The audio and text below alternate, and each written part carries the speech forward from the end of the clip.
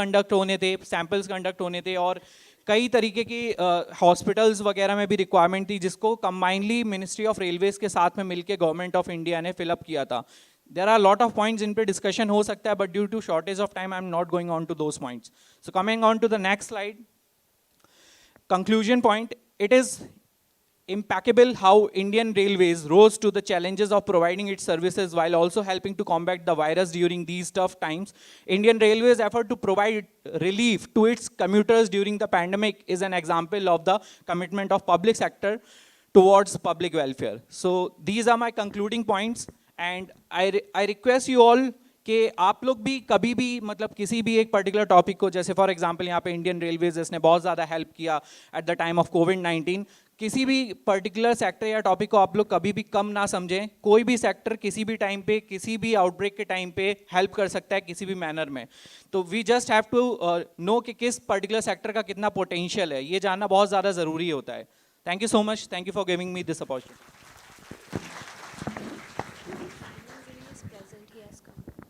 Okay, so the next presenter is Simon Giri. Simon.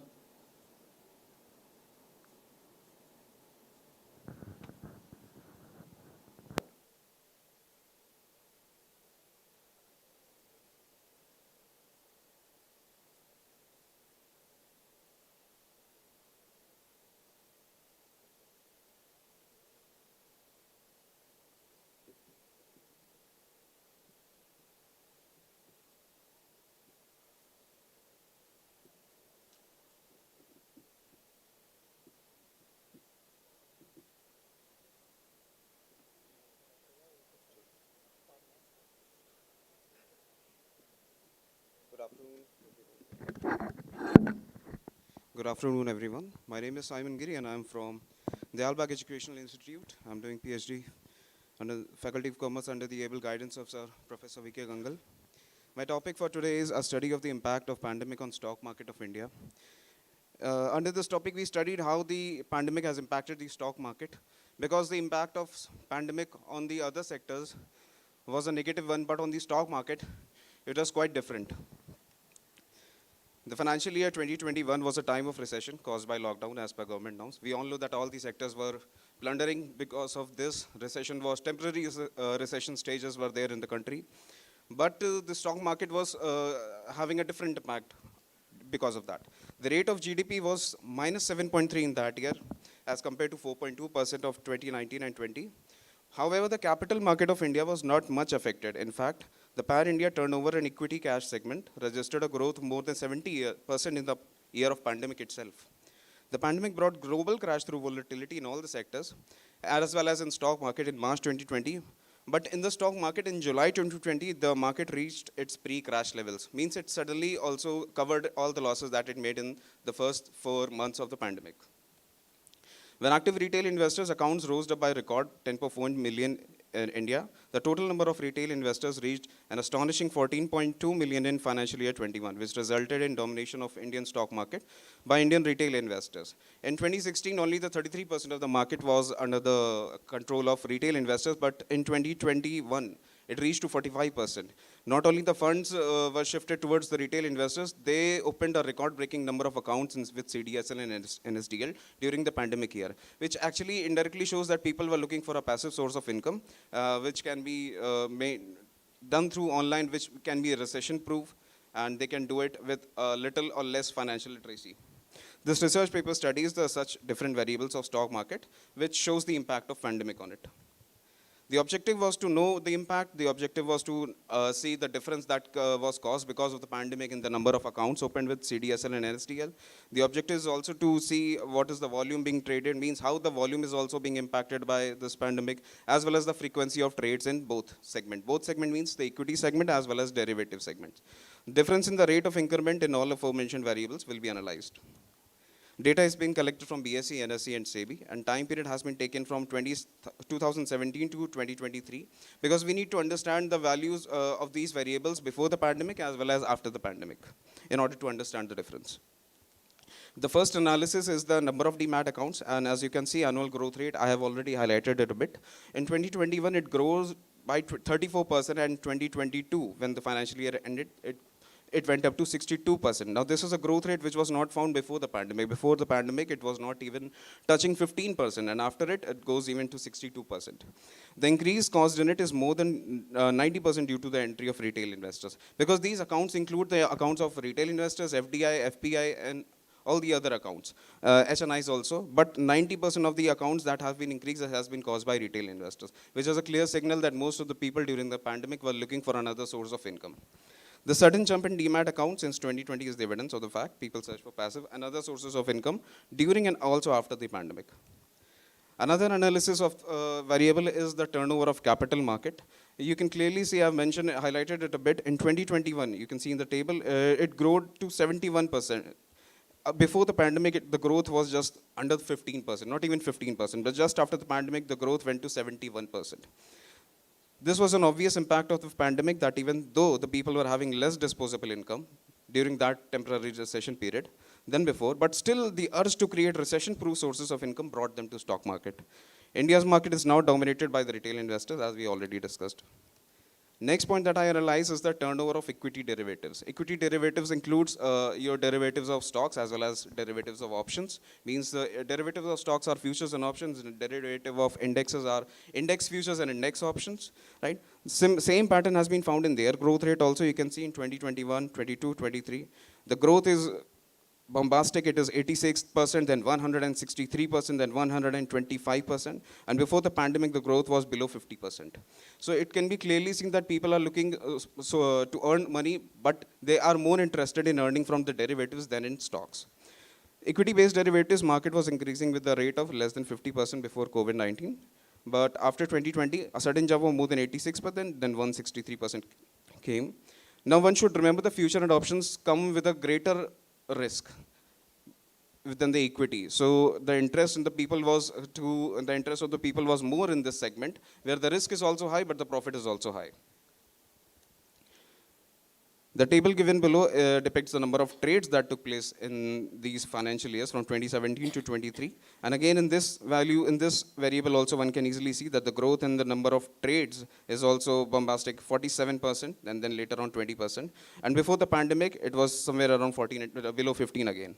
Right. So it's this instantaneous surprise in number of trades. Number of trades means frequency of trades from 2020 onwards, with 47%, but a drop in those values of last financial year with a negative growth of 15. Means the market later on saturated. It came back to its normal when there was a negative growth of 15%.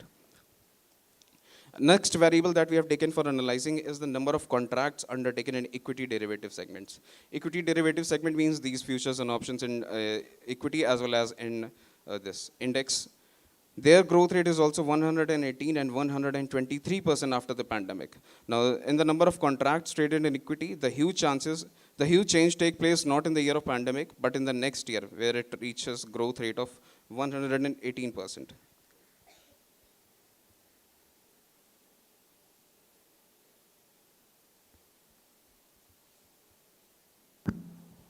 Yes, Simon. The conclusion is the pandemic brought an all-time high values in different values of different segments of the stock market. Despite the recession and fall of GDP, markets kept on booming till 2021 and even later. The confidence of retail investors and other traders was not shaken from the market in the long term by the pandemic. Instead, the pandemic acted as a catalyst to bring a record-breaking number of retail investors and traders to the market. The dependency and interest of people to create an alternative passive source of income in such periods, in such times from the stock market was caused only by the pandemic. So that is the conclusion. Thank you very much. Okay, thank you.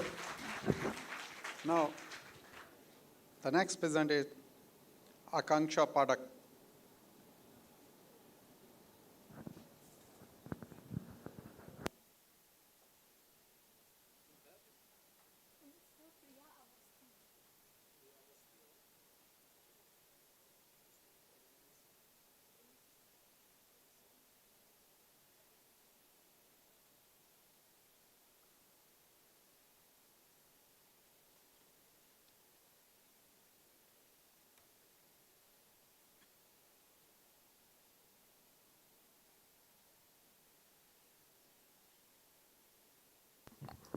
Good afternoon, everyone present here. My name is Akanksha Pathak. I'm a research scholar in the Albag Educational Institute, Faculty of Commerce.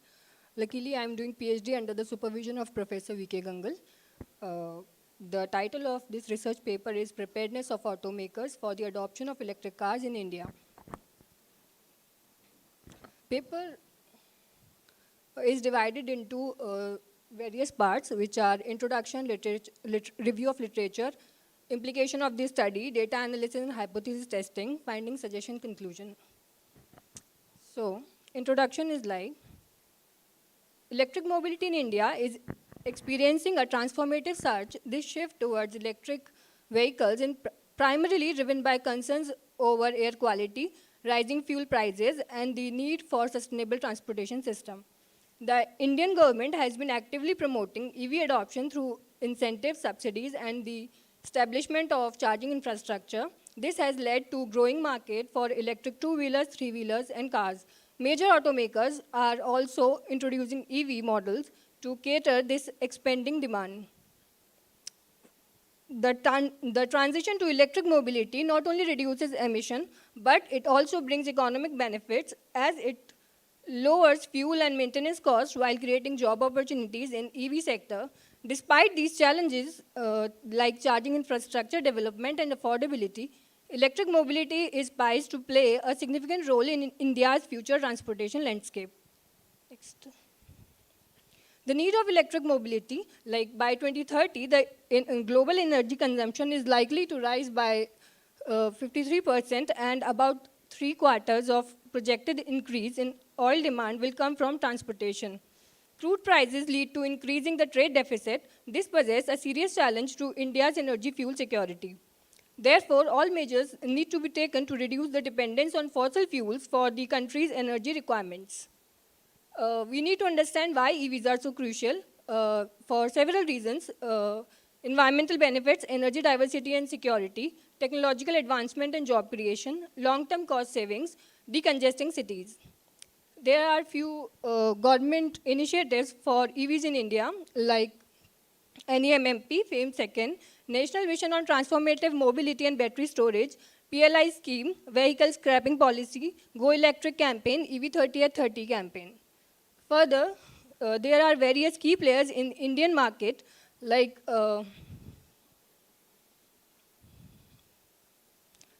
Tata, Mahindra, Kia, Hyundai, and Maruti Suzuki. These are based on Indian grounds. Further, review of literature is divided into various variables like economic implications, firstly introduction, then economic implications, social behavior aspects, policy and regulatory frameworks, challenges and future directions, technological advancements, environmental impact and sustainability, adoption and consumer behavior, infrastructure and charging networks. Next, there are few research gaps after reviewing literature. Researchers have found there are few studies in the public domain analyzing the preparation of Indian government for replacing fossil fuel and rebuilding of Indian automobile industry. This study highlights the policies and measures adopted by Indian government for clean and green mobility on Indian roads. Further, the study collects and examines the point of view of different experts of the automobile industry in respect of electrifying mobility. In this study, the researchers try to examine the preparedness of the major manufacturers of passenger cars through their concept models and expenditure on research and development. This is the layout of research which have been conducted. Objective of the study, there were two objectives. First, to study the preparedness of the major Indian manufacturers of passenger cars through expenditure and research and development, their concept models. And next was to suggest action plan for automakers in India for creating the rapid adoption of electric cars. These were the variables of the study. Next. Hypothesis was there is no significant relation between factors affecting preparedness of manufacturing car companies for the adoption Akanksha, of EVs. just come to the analysis part and your findings. Okay, sir. All four sub-hypotheses were rejected. Sir, 16 number, page number 68.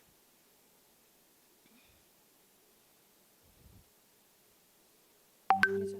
All four sub-hypotheses were rejected, and findings were the relationship The whole Indian automotive industry is about to undergo the transformation because to growing acceptance of electric vehicles or EVs.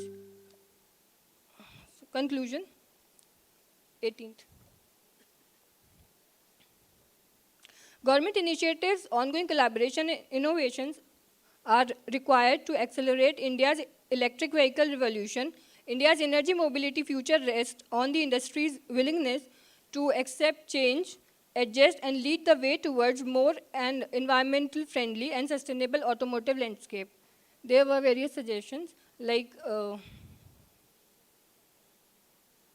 in order to uptake a sale of e-car, automakers must lower down the initial cost of EVs.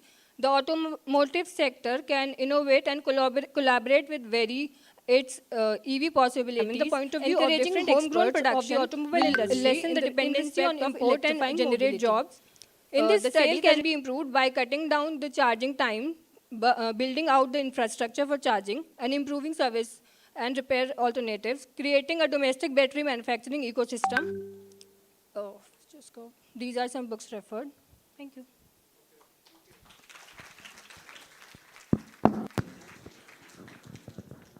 Next is Priyavasti.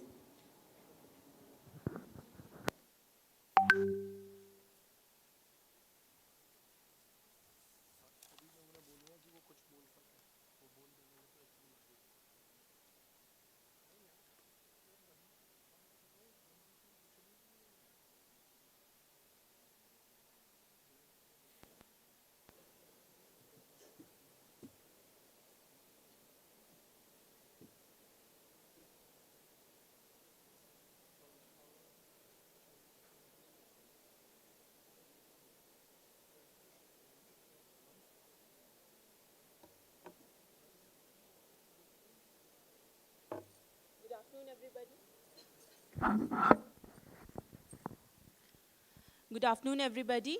Myself Priyavasti, and I'm a research scholar doing PhD under the supervision of Professor Rachna Mujo. I'm from University of Lucknow, Department of Applied Economics, and my presentation topic is post-pandemic impact on the various fertility indicators of India. Next slide, please.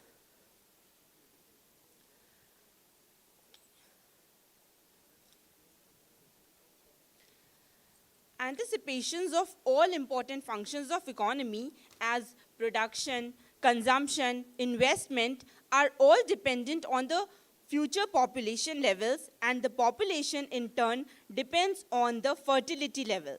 In India, where the fertility rates were quite high a few decades back, today it had started to shrink or follow the declining trend. So is the case happened in India when the coronavirus occurred and the country faced a huge pandemic period.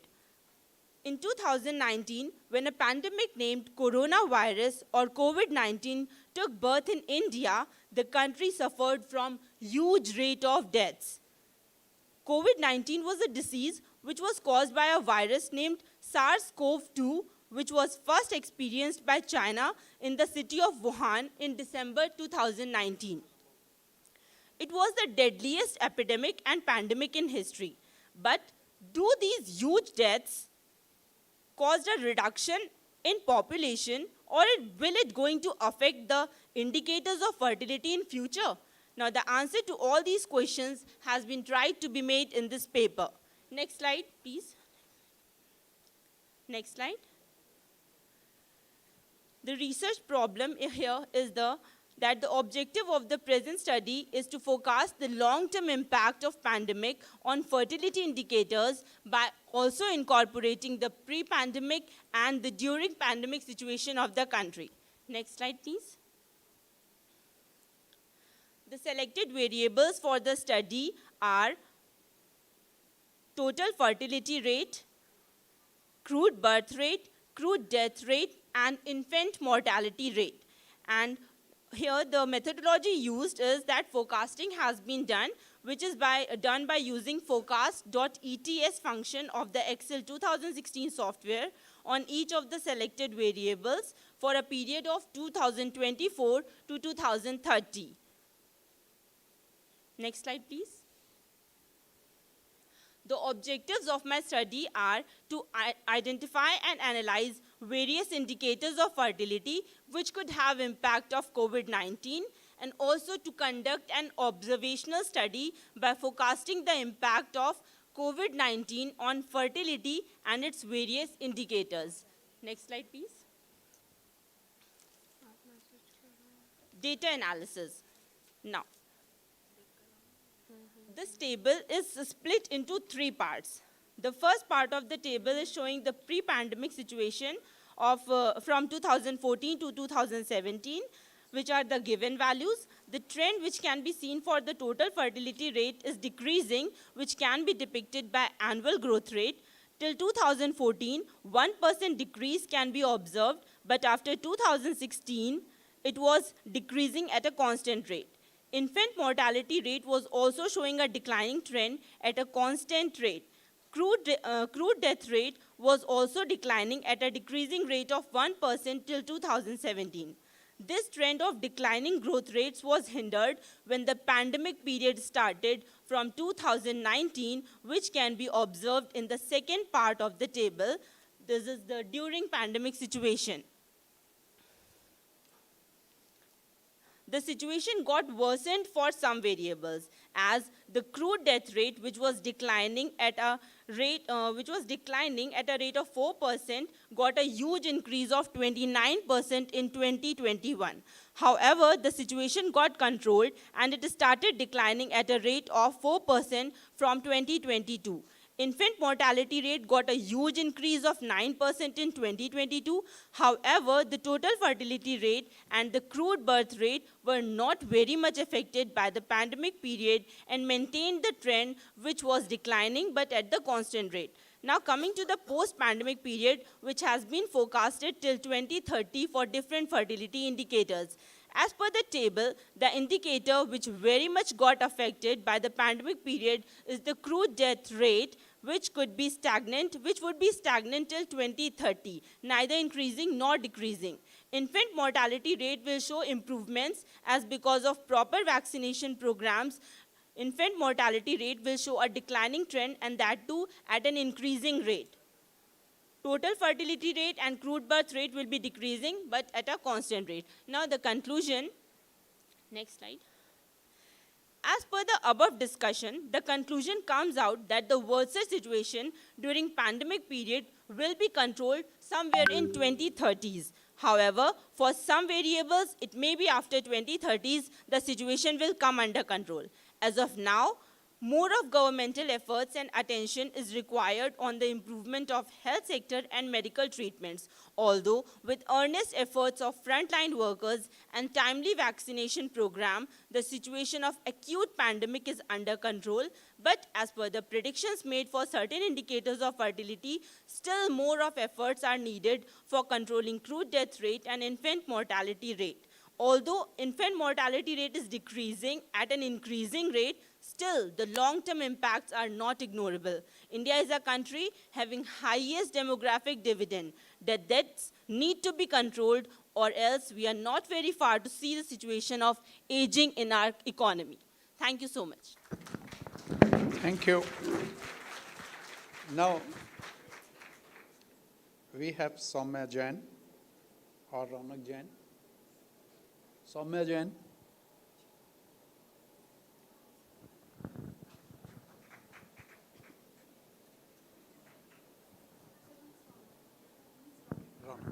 Okay. So we have Ronak Jain, the team member of the Soumya Jain and Dr. Shobhit Jain. Please.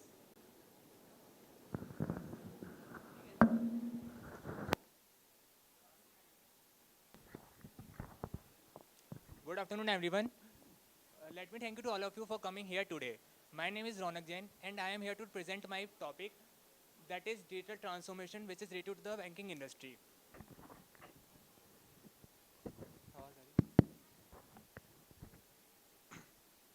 First of all, I would like to introduce what is digital transformation in banking industry.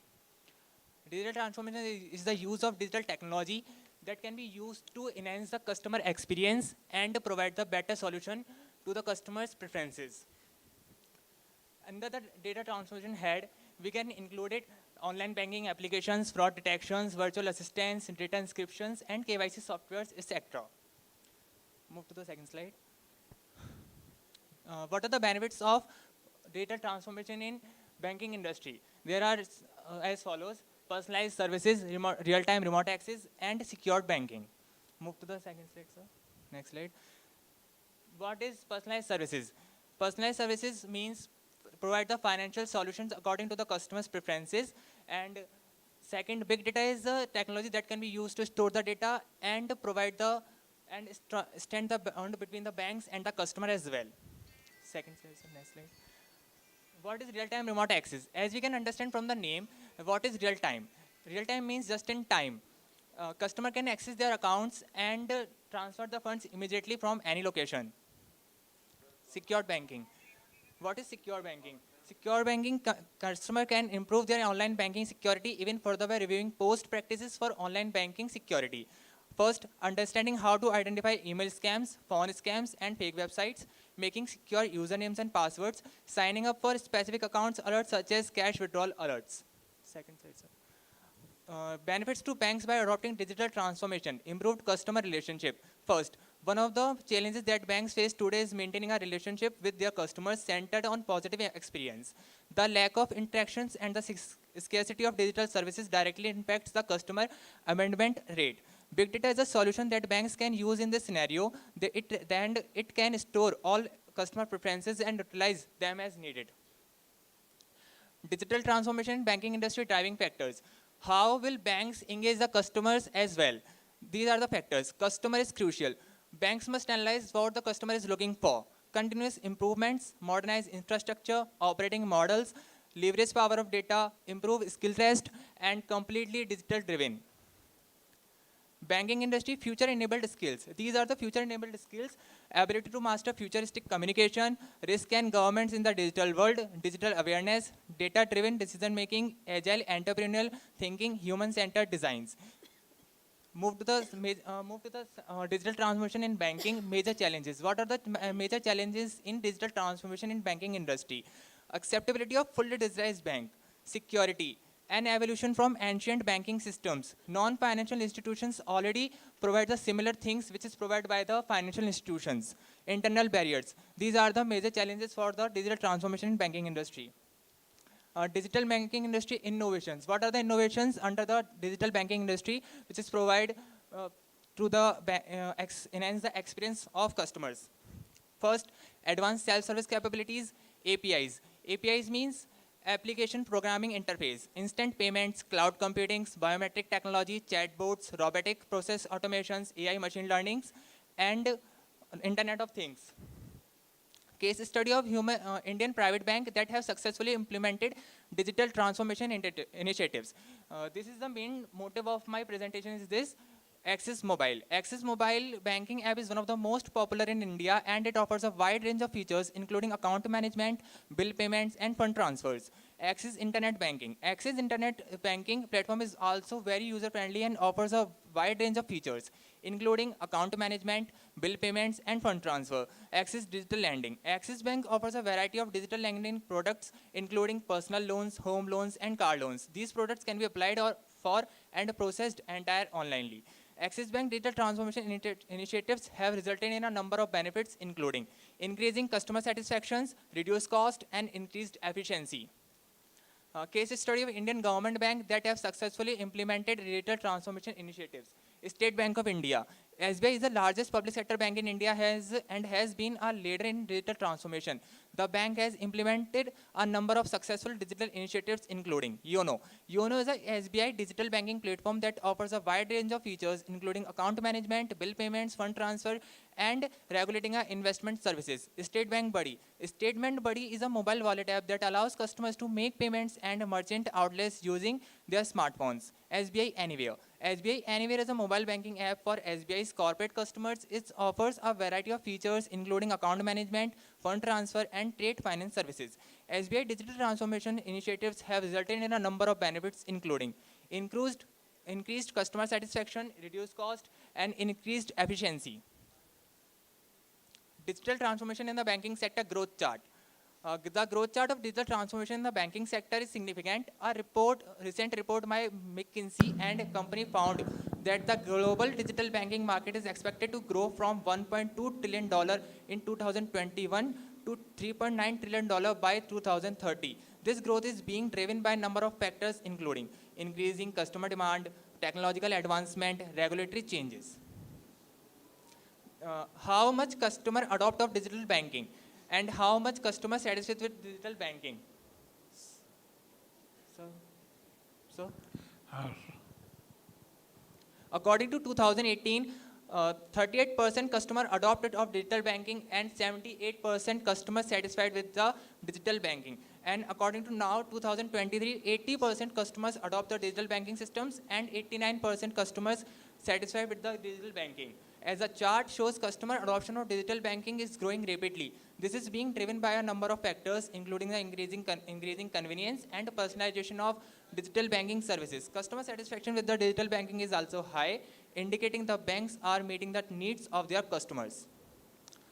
Implication for banks. The growth of digital transformation in the banking sector has a number of implications for banks. First, banks need to continue to invest in digital technologies in order to meet the needs of their customers. Second, banks need to develop new digital products and services in order to remain competitive.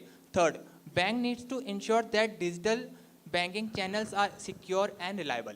Conclusion, digital transformation is having a significant and positive impact on the banking sector, particularly for customers. Banks are using new technologies to improve customer experience, reduce cost, and increasing efficiency. This is leading to more convenient and personalized and affordable banking services for customers. Reference, Deloitte and Statista. First of all, I would like to thanks to all the faculties and special thanks to Mr. Abekant sir, Mr. Yogesh sir, and Ms. Soumya Jain. Thank you. Thank you, Mr. Ronak. Now we have Saurav Upadhyay of Deepshika. Here I request all the presenters not to leave the hall. They have to face the questions of the audience. Okay? So all the presenters will be here.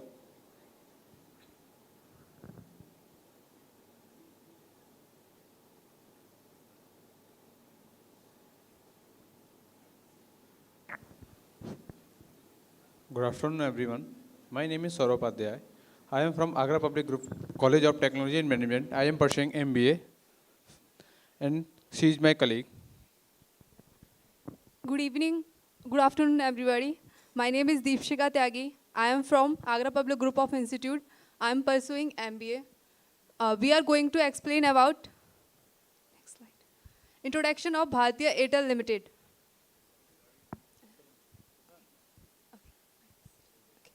Bhartiya Airtel Limited is a provider of technology service with presence in all the 22 lines jurisdiction in India and Sri Lanka. The company is the largest GCM mobile service provider. The company provides all the service under the Airtel brand. It operates in 4 statistical business units, namely mobile, telemedia, enterprise, and digital TV. Bhartiya Airtel Limited is an international telecommunication service provider headquartered in New Delhi, India. Airtel service vary by country of operational and included voice, fixed line, broadband, GCM, 3G, 4G, LTE, and 5G plus mobile service. It is the world's 3rd largest mobile network operator and India's largest with 400 million subscription. Airtel was named the 2nd most valuable brand in India. Next is review of literature. First is Mr. Aravanan S. The study centered or analysis the financial performance of noticeable posts found in India. Ratio analysis and trend analysis were used to analyze financial performance. The study finding revealed that the norms of various ratio in the contest could not be obtained. Second is Halasami. The analyzing conduct in examination of the benefits and draft Go to investigation. the next slide. Please don't read it, okay? Just go to the research gaps if you have reviews. Okay, need of the study on that. Okay. Here is the needs. Financial statement provide an overview of a business financial condition in both short and long. all the relevant financial information of a business enterprise present in structured manner and in a form easy to understand is called the financial statement. Therefore, these financial statements are very useful for the stockholder and the obtained of inside information. It assigning the significance of various financial data, expert engaged in ratio analysis, the process of determining and evaluating financial ratio. Next slide. Okay. Objective of this research: to examine the impact of 5G technology on financial performance of Bhartiya Airtel Limited, to know the financial position of the Bhartiya Airtel Limited, to know the liquidity and profitability position of the company, to know the financial strength and weakness of the company. Next is research method. We are using the exploratory and descriptive research during of the study March 2022, June 2023, source of data, secondary data and official site of Bhartiya Airtel Limited. And for the detail, we are going to present my colleague. The data analysis of financial performance of Bharti Airtel Limited. In next slides. In this table, we are performing the quarterly financial reports and the pre-period and the post-period of 5G launch. In pre-period, we take 3 periods: March 2022, June 2022, and September 2022. And post-period, we take December 2022, March 2023, and June 2023. Here we show that the net sales of this company grow continuously, and the profit of March 22 is very loss. And after that, June and September, he tries to grow up. And after the launch of 5G, the 5G launch is October 2022, the loss is very down. And after that, he tries to gain up. This is explained by next slide in graph format. Here we show that the brown color graph shows the net sales, which is individually gradually increases, and the sales graph is second is red, which is net profit and loss graph. Here we show that in March 22, the company have very loss, and after June, he tries to grow up, and after launching the 5G, he get very high loss, and after that, he convey very profit. And this expenses grow up. In next slide, we are taking about the ratio analysis of this company. Pre-period, we also take March 2022, June 2022, and September 2022. And post-period, we take December 2022, March 2023, and June 2023. In ratio analysis, we take 2 analyses: net profit ratio and admin, sales, and distributing expense ratio. Here we show that the average of net profit ratio is minus 2.04, and after launching, the net profit ratio goes 5.03.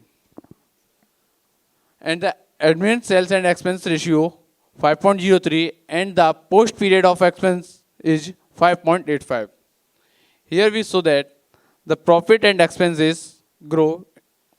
Sir, next slide.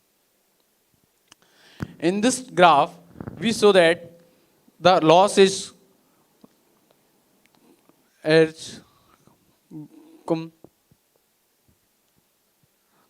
decreases, and the expenses highly increases.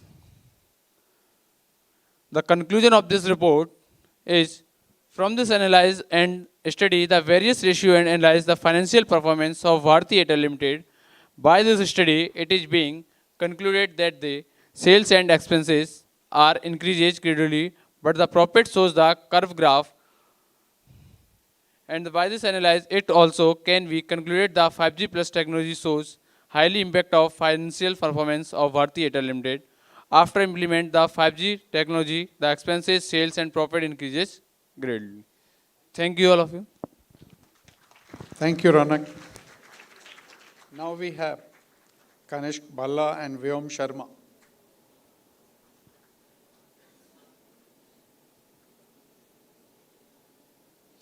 After that, we have the Faiza and Anjali Yadav.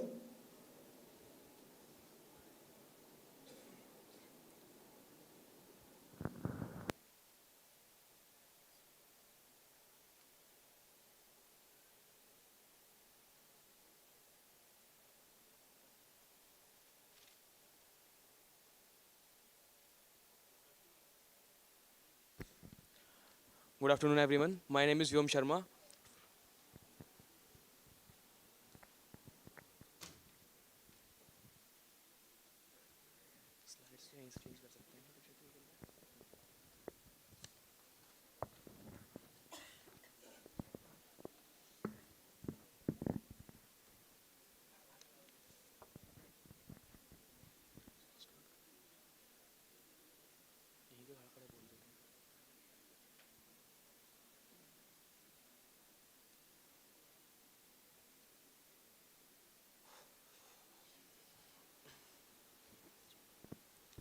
Good afternoon, everyone. My name is Vyom Sharma from BBA first semester. Good afternoon, everyone. My name is Kanish Bala from BBA first semester. The topic is impact of COVID-19 on Indian economy. So let's start with introduction. The economy, the economy of India has transitioned from a mixed planned economy to a mixed middle income, developing social market economy with notable public sectors in strategic sectors. It is the world's fifth largest economy by nominal GDP and the third largest by purchasing power parity, triple P. So the question arises, what is triple P?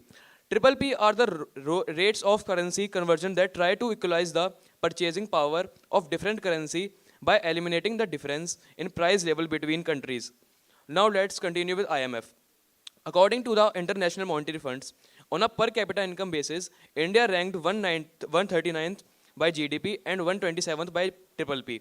Since the start of the 21st century, annual average GDP growth has been 6% to 7%. The economy of the India subcontinent was the largest in the world for the most of recorded history up until the onset of colonialism in early 19th century. India accounts for 7.2% of global economy in 2022 in triple P terms and around 3.4% in nominal terms in 2022. So let's continue with Kanishk.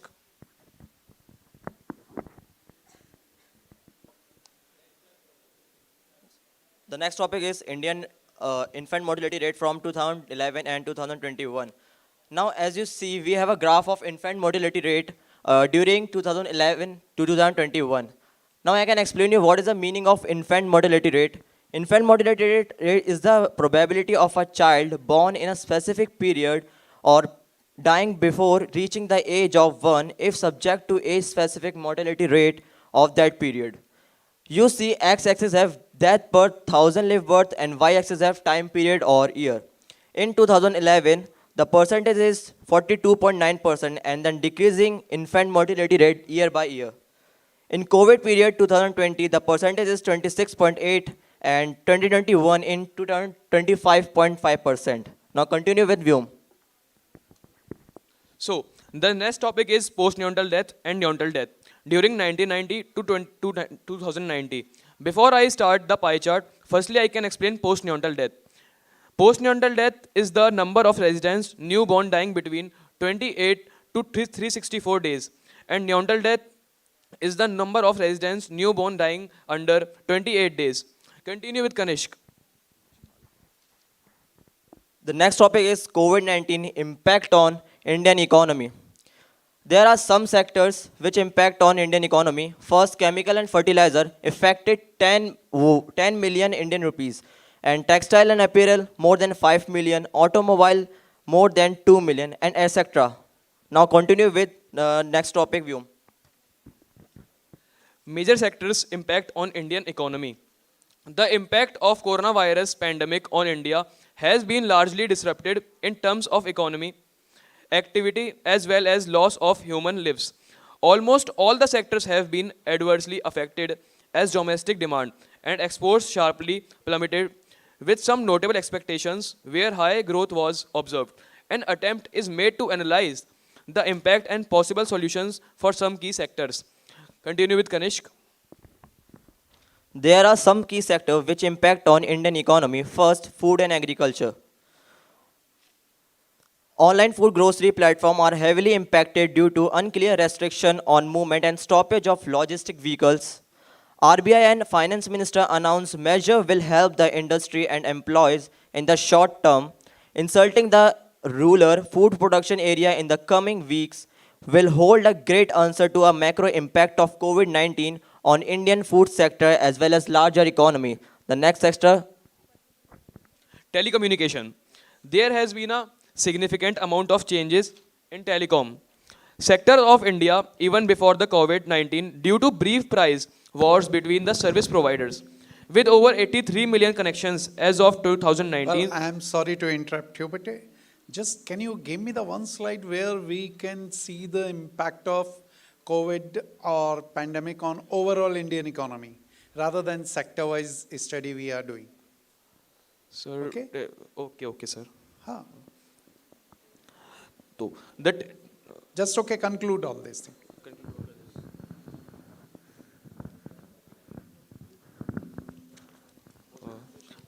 the GDP growth has crashed to 23.9% in response to a center no notice lockdown. India's GDP shrank 7.3 in 2020 to 2021. While COVID-19 pandemic has thrown several challenges on Indian economy, agriculture sector has shown resilience through the crisis. India imports more than 80% of its oil consumption. Lower oil prices are likely to reduce the CAD for the economy. The current savings in CAD can then be used to continue financing the urgent relief measures against the domestic COVID-19 outbreak. Thank you. Thank you, everyone. Thank you. Now, Fiza Alvi and Anjali Yadav.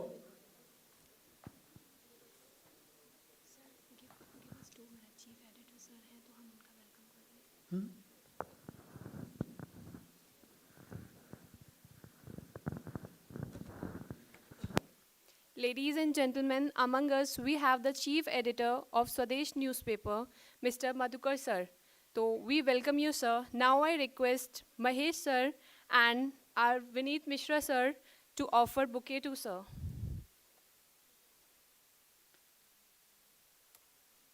Sir, please.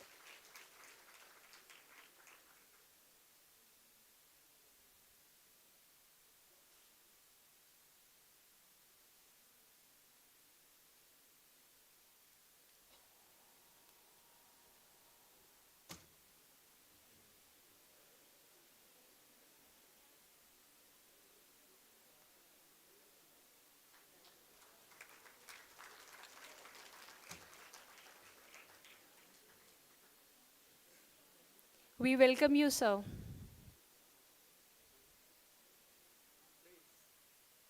Fiza Alvi and Anjali Yadav.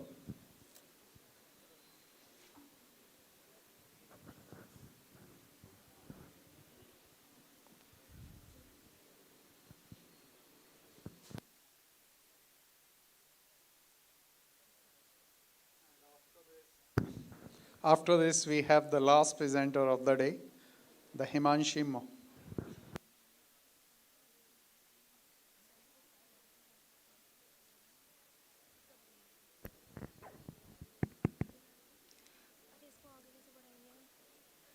Good afternoon, everyone.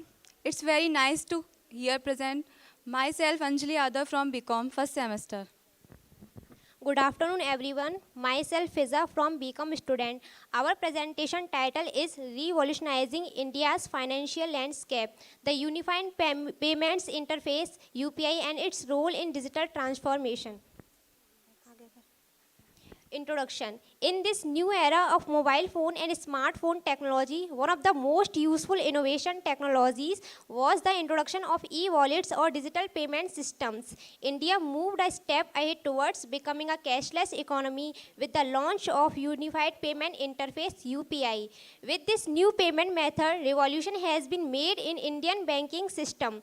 When it is launched on 11/4/2016, Dr. Raghuramji Rajan, Governor of RBI, said India has the most user-friendly public payment infrastructure in the world. UPI works 24/7 without requiring a digital wallet or credit or debit card. Online payment has been made much easier. NPCI and IBA launched UPI with the support of RBI. Now, remedies for successful UPI transaction.